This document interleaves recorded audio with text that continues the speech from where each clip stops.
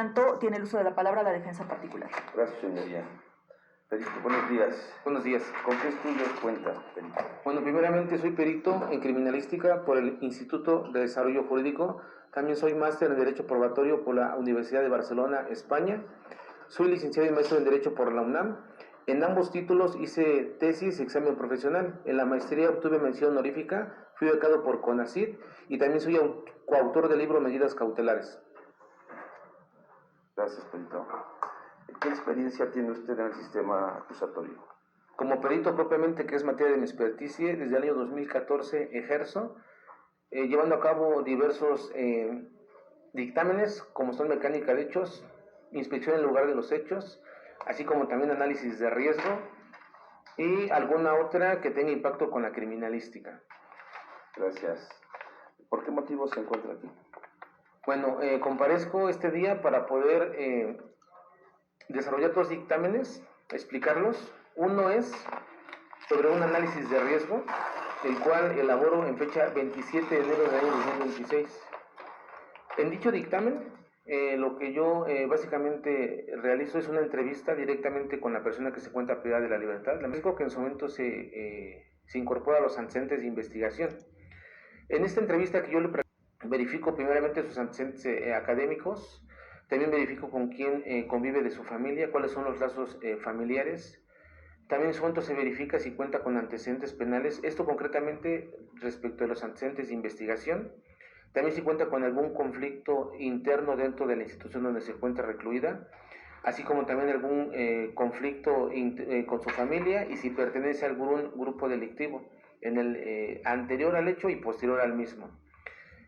Y también en su momento lo que hago es un análisis precisamente de este riesgo, derivado precisamente de la información que me proporciona, relacionando directamente esta información con la evaluación de riesgo que ya hice yo referencia respecto a la unidad de medidas cautelares.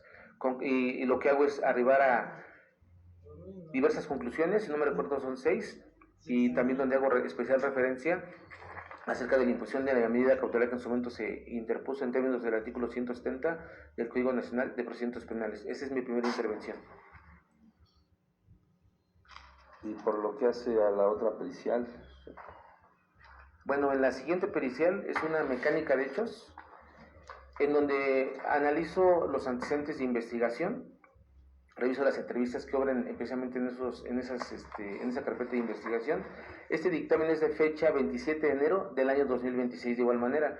Aquí en esta mecánica de hechos yo hago un planteamiento del problema, donde establezco la mecánica de hechos de fecha. ¿Por qué señalo esta fecha? Porque es la fecha en la mecánica de hechos referente a que cuando se hace en su momento, más bien se impone la medida cautelar, se toma como base a petición del Ministerio Público lo referente al artículo 170, las circunstancias del hecho. Por eso es de que yo hago el análisis respectivo de la carpeta de investigación.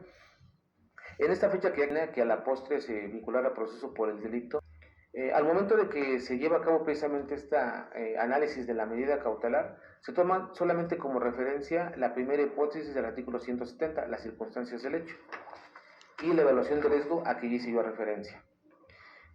Yo lo que hago es analizar esas entrevistas, el análisis de riesgo, para arribar a una conclusión donde señalo que es la única, derivado de este análisis, y también agrego a mi dictamen, tanto al de análisis de riesgo como la bibliografía respectiva, donde sustenta las conclusiones a las que arribo.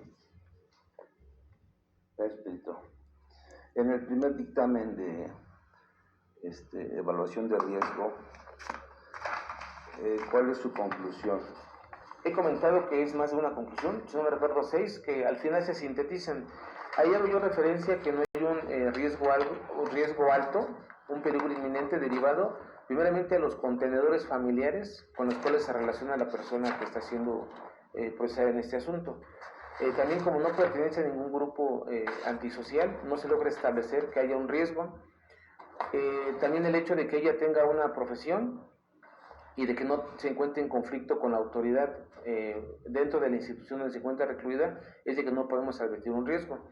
Y al momento de que yo verifico el análisis de riesgo que se practica por parte de la unidad de medidas cautelares, yo logro establecer que no hay dato de prueba objetivo que logre establecer precisamente el riesgo a que se hace alusión. ¿Por qué? Porque en esta evaluación de riesgos se hace referencia que el hecho de que precisamente en contra de la víctima, pero no se lleva a cabo un análisis en el sentido de establecer si posteriormente al hecho sigue, no se desarrolla en la unidad de análisis de riesgo que yo analicé, no se señala esa hipótesis para poder verificar si aún, sin embargo, no hay ningún dato de prueba objetivo en los antecedentes de investigación que yo analicé que determinara que efectivamente se tiene conocimiento de esa circunstancia.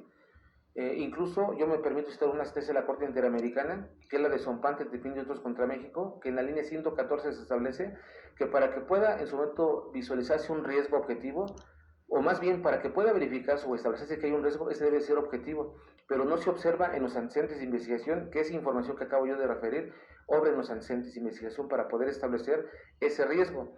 Y lo que se propone por parte del de la voz es de que si en su momento tercera el riesgo, ya que esa información fue la que se tomó como base, el hecho de que se encuentren presentes y en su momento teniendo esa interacción, es de que se puede potencializar el riesgo, pero atendiendo que no haya esa convivencia, que no se desarrolla por parte de la unidad de medidas cautelares, considero que sí se pudiera neutralizar el riesgo, incluso con la provisión de que no se acercara. Esa es la conclusión respecto del primer dictamen. ¿Nos puede hablar de las conclusiones de la mecánica de hechos?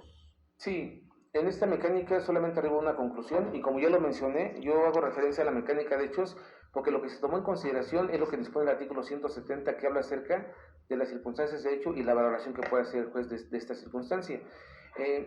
Al momento de que analizo los diferentes apartados de los antecedentes de investigación, incluso tomando como base también la evaluación de riesgo, no hay dato de prueba que logre corroborar precisamente ese sustento en el cual se señala en la unidad de medidas cautelares lo referente a que se puede conocer la información.